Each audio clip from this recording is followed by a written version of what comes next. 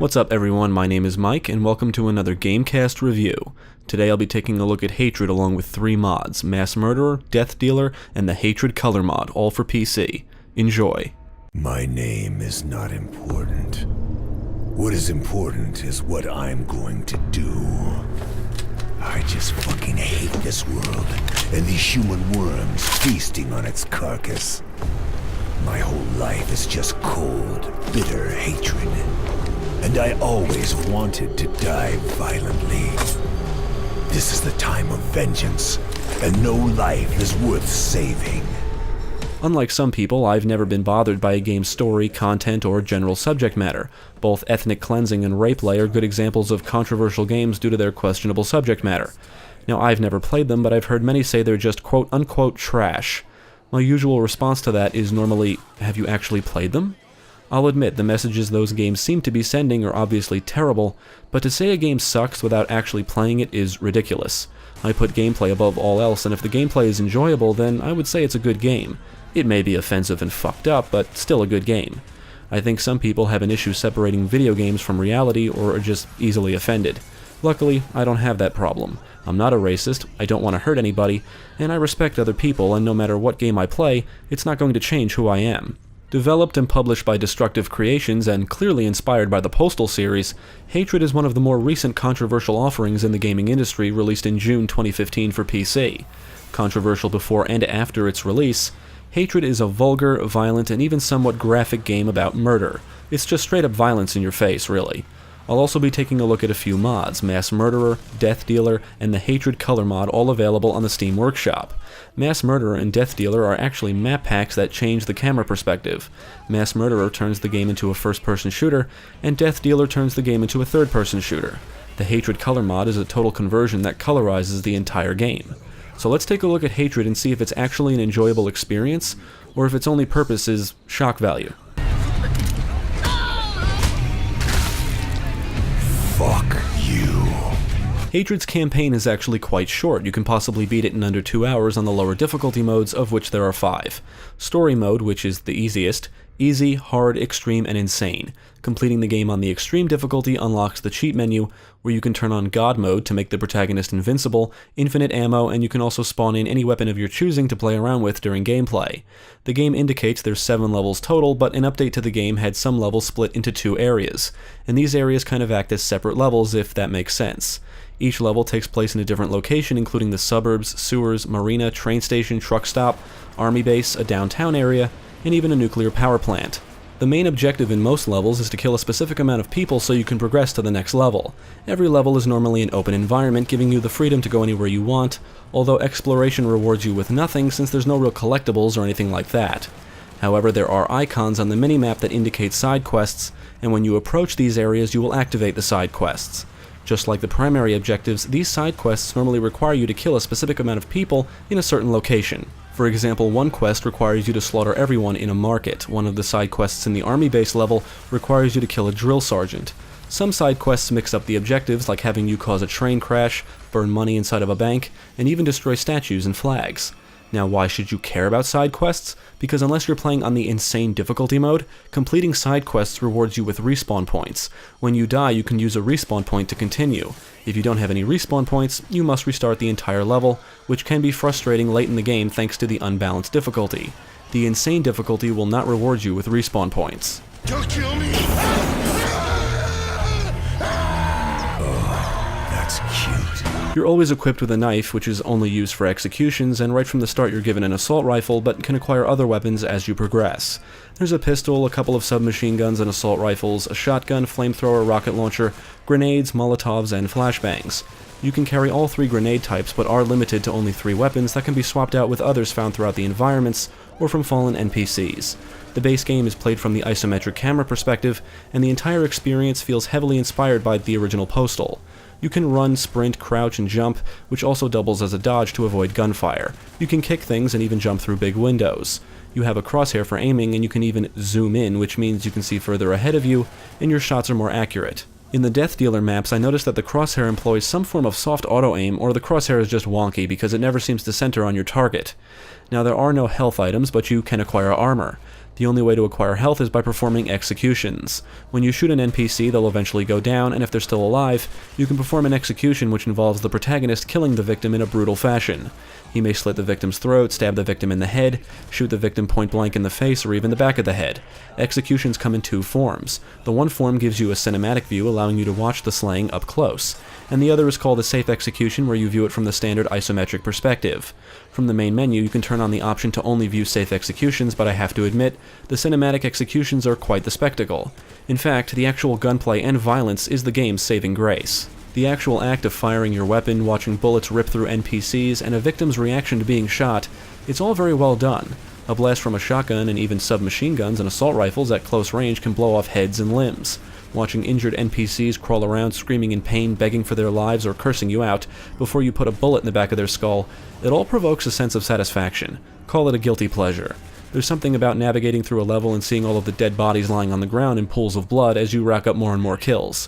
When playing in any of the mass murderer maps, the first-person perspective actually makes everything feel a bit more immersive, and that includes each kill. Every execution is viewed from the first-person perspective, which lets you see everything in great detail, although the immersive feeling will dissipate quickly when you see the protagonist's arms are cut off. I really don't know the modding possibilities of this game, but I get the vibe that for Mass Murderer and even Death Dealer, it's more or less just a camera shift.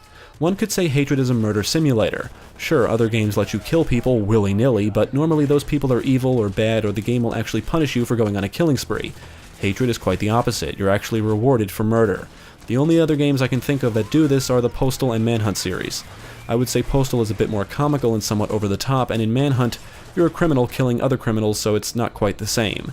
Video games provide an escape, and in some dark way, Hatred provides an escape like no other. Just don't take it seriously. And before you start questioning my moral values, or even your own, be sure to step off your high horse for a second and remember, this is just a video game. Mercy! Try harder. Hatred does have some issues, mainly with its difficulty and lack of content. Not only is the campaign extremely short, but it also becomes ridiculously difficult later on, even on the lower difficulty modes. I can get through the first 3 or 4 levels without too much of a problem on the hard difficulty, but the later levels are really tedious. You're technically the bad guy in this game, but for the sake of argument, I'll refer to the police and soldiers as enemies. Now, in reality, a guy like the protagonist would have probably been killed way before he even got to the army base. I mean, you're running around in the open firing your weapon with waves of police and soldiers coming to stop you.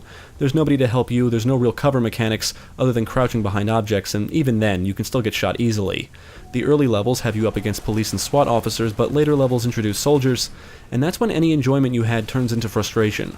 All of the enemies usually arrive in large numbers. Sometimes they'll just come out of nowhere, but normally they roll up in vehicles. You can steal specific vehicles and drive around, even through buildings, and some SWAT vans and military vehicles are equipped with turrets. There's 3 levels where you start in a vehicle with a turret, and it's highly recommended you use it to make your life easier. Sadly, these levels are just ridiculous and they become a matter of trial and error. I found that slowly driving forward and then using the turret to mow down any enemies in the distance is the best approach. Rinse and repeat this process a few times just so you can progress more than 2 feet, otherwise enemies will blow you away and your vehicle in a matter of seconds. There's no way in hell a guy like the protagonist is going to infiltrate an army base killing everything in sight and get out alive. The game even makes this feel impossible with bullets coming at you from every direction. The later levels just feel very unbalanced because you're always getting overwhelmed by enemies and gunfire. Even some pedestrians can shoot at you if they have a gun. I think traditional regenerating health, actual health items, or just reducing the enemy numbers could have helped eliminate the frustration. If you manage to push through on the extreme difficulty and unlock cheats, that really is the way to play. There's not much depth or skill involved in the campaign, but Hatred does offer a fantastic sandbox style of play. With God Mode and infinite ammo turned on, just running around causing mayhem and destruction can be really fun, especially since the environments are destructible. There's barrels, canisters, and other explosives that can not only kill nearby NPCs, but blow holes through walls which you can even walk through because fuck doors. Vehicles explode, walls break apart and crumble, but it is a shame you can't really bring any buildings down. Because the gunplay is fun, sometimes it's just fun to run around killing or burning everyone in sight and not have to worry about getting slaughtered by constant gunfire. With cheats enabled, you can really see how crazy hard the game can be during some encounters that include a constant stream of bullets hitting you from literally every direction. You'll never really feel safe and you basically have to keep moving. But even then, the weapons have range and enemies can shoot you from off-screen. With that said, Mass Murderer and Death Dealer alleviate that problem, but only slightly. Because of the perspectives, you can see into the distance, which is helpful.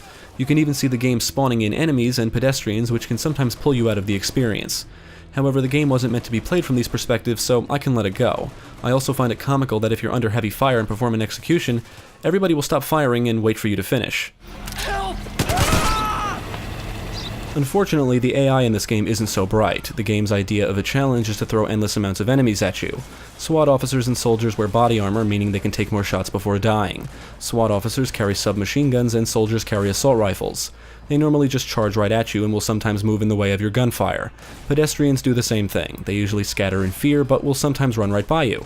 They always try to run away if the path allows them, but still manage to end up in the line of fire.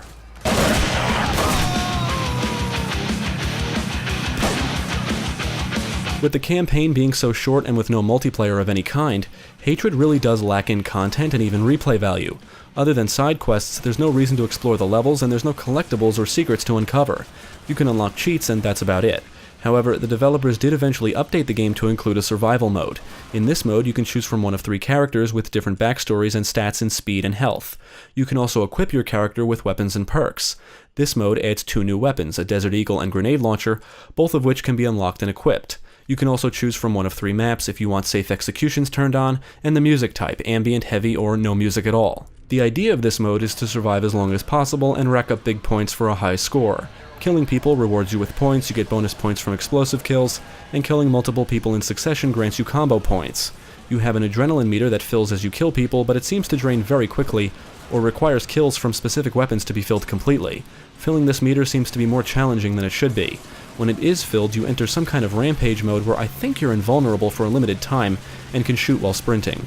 I'm still a bit unclear as to what you're capable of when you enter this mode. The enemies come in waves, and any enemy with a skull above his head is deadlier than the others and can take more shots before going down. As you play, you can rank up, and by ranking up you unlock an extra weapon slot, new weapons to equip, and even perks that can aid you during combat. These include things like aiming more accurately when shooting from the hip, being able to take more damage before dying, and shit like that. Unfortunately, in the color mod, you can't rank up for some reason, which basically breaks the entire mode. Now, I found that when I reached rank 7, it can take forever to reach higher ranks, and like the campaign, this mode too can be very challenging. I normally don't make it past wave 2 or 3. As you progress through the waves, the enemies become more challenging and start to carry better firepower. In between waves, you can spend money, which I guess subtracts from your overall score, on explosives to be placed around the map and or on items like grenades, armor, and ammunition. I do appreciate the survival mode because it does give the game some replay value, and yes, you can use cheats in this mode, but it also feels somewhat rushed. There's only 3 maps, 3 characters, no co-op, and nothing that really makes this mode stand out in any significant way. Because both the Mass Murderer and Death Dealer mods are actually map packs, you won't be able to play survival mode in the first or third person perspectives. If there is a way to get them working in this mode, I'm not sure how to do it, but it would be pretty cool. I can't be responsible for this. Kill me if you... Useless piece of shit. The premise in Hatred is simple: kill everyone. Why? Because fuck you, that's why. The protagonist never provides his name, and the man is just a grumpy Gus. He has long black hair, wears a black coat, and is very angry for some reason. He hates everybody and wants to die violently. That's basically it. The intro cutscene sets up the entire story. It's not in-depth, it's not very interesting, and there's no real character development. Other than the protagonist's brief monologue to set up the basic premise, you never find out how he became the negative Nancy that he is. He speaks during cutscenes and sometimes after he performs an execution. Whoever did the voice acting is clearly trying too hard to sound sinister, and some of the dialogue did make me chuckle a few times just because of how ridiculous it can be. Every time he speaks, he's usually vulgar and reinforces the fact that everybody should die. The only other voice acting is from NPCs in the levels, usually screaming in fear or agony. Now, it's obvious what the developers were going for here. They wanted to create a game where the objective is to slaughter innocent people, even police officers and military soldiers. The protagonist is just a psychotic mass murderer with no empathy for others.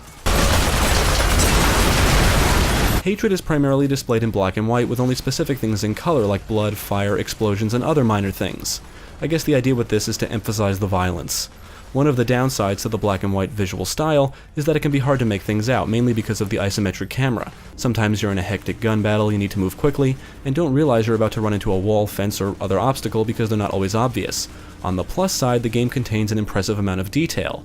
Even when viewing textures and objects up close thanks to the Mass Murderer and Death Dealer map packs, I noticed that they really weren't blurry or muddy. With the new camera perspectives, I found it hard not to notice the amount of detail put into the burnt corpses after my rampage with a flamethrower. Now, it rains in some levels, giving outdoor areas a sheen and wet look.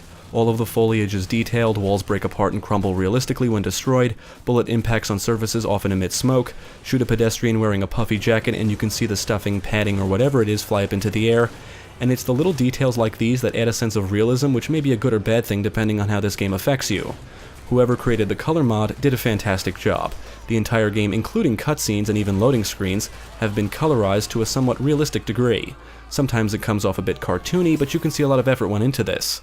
The colors are vivid and pleasant to look at, making the environments feel more interesting, although the train station level is way too dark.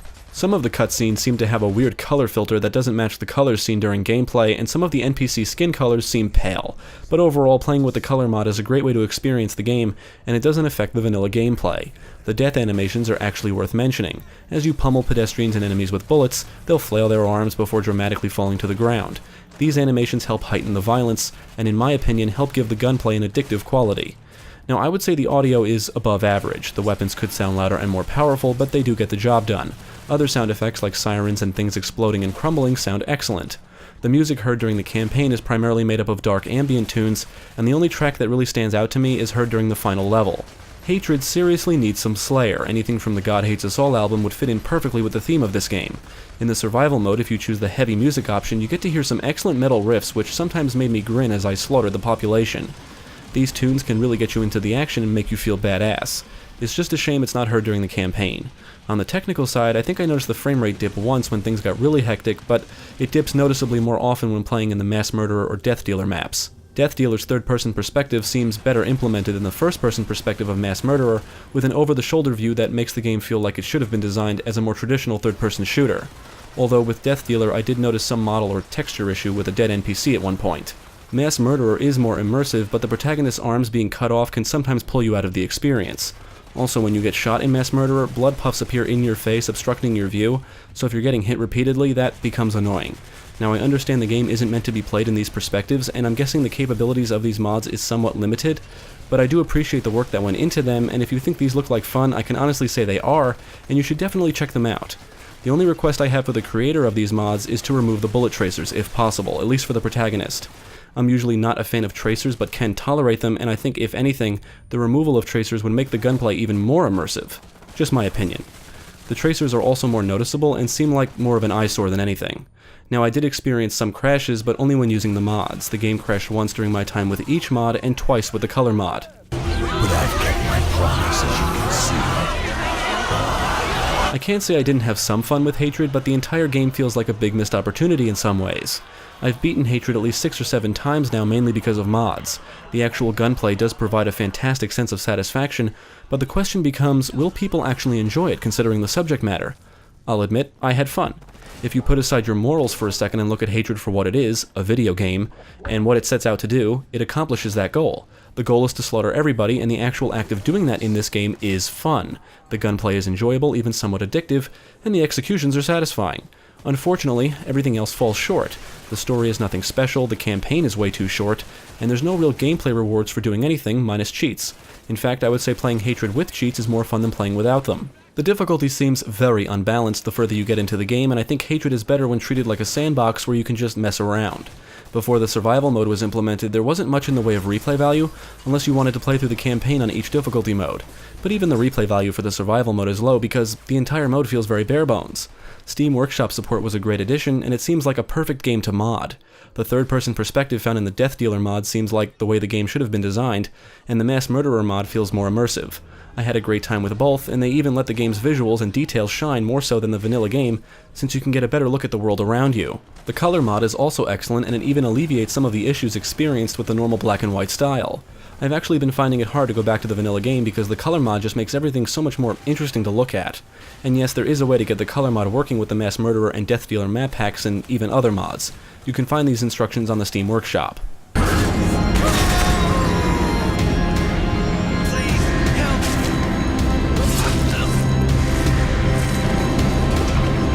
Unlike some people and websites that refuse to acknowledge Hatred and will dismiss the game entirely, I think I've been pretty fair. I gave it an actual chance, and I did have fun, but was also disappointed with it. I've heard some say it's smut, trash, or is only designed for shock value. Do I agree with that? No. I do agree that it glorifies murder, killing, and even violence, but so do other games and even other forms of media, albeit in different and even subtle ways. Hatred is just very blunt about it. I also think hatred is trying to send a message that people seem to ignore or just don't understand. Around the time this released, I believe the developers had made a statement saying that hatred is more or less a message about the violence in our world and our fascination with murder, death, and bloodshed. I can't speak for other countries, but maybe it's a message about America. I don't know, but after playing the game, I get that. I can see it. Since I can actually separate a game from reality and did not dismiss the game based on a description or screenshots and actually gave it a chance, I can also see that the game isn't really a broken mess and it doesn't feel slapped together. It does play and perform well despite some minor issues, and just like any other game out there, it's not perfect. You can see that plenty of work and care was put into certain elements of the game, but it definitely lacks in other areas, which doesn't help it gain any traction from open-minded people.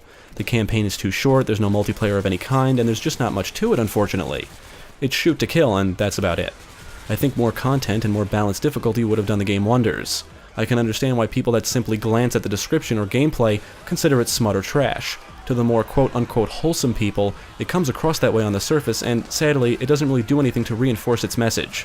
If you decide to look at Hatred for what it really is, a video game, and treat it as such rather than dismiss it entirely, the game itself isn't actually terrible. There are far worse games out there. Do I think children should play this? No. Do I want to go out and murder people now? No. Would I recommend Hatred? Well, considering the subject matter and lack of content, no, I wouldn't recommend it to everybody. However, it is currently only $9 on Steam, and if anything, the game is best enjoyed in short bursts. The core gameplay is fun, and it accomplishes what it sets out to do. The mod support is a big plus, and I honestly hope the modding community grows. If you're open-minded and enjoy action games, isometric games, or the Postal series, I would say for $9 it's worth checking out, but just know it could have been so much more.